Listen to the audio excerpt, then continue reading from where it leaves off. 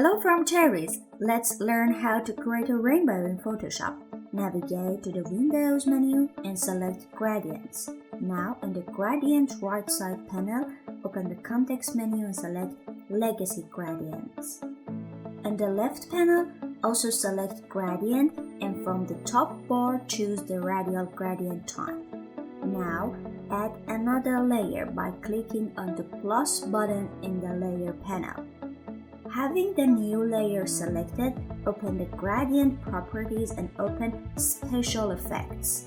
Now, select the Rainbow Gradient and drag the appeared line on the canvas to create the rainbow.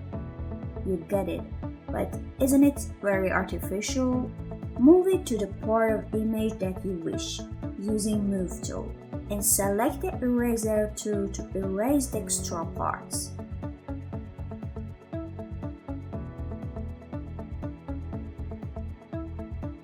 Now, set the layer mode to overlay and reduce the opacity to get a nice natural rainbow.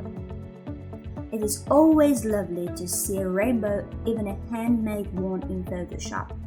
Hope you like this technique in 1 minute and use it to add colorful rainbows to your images.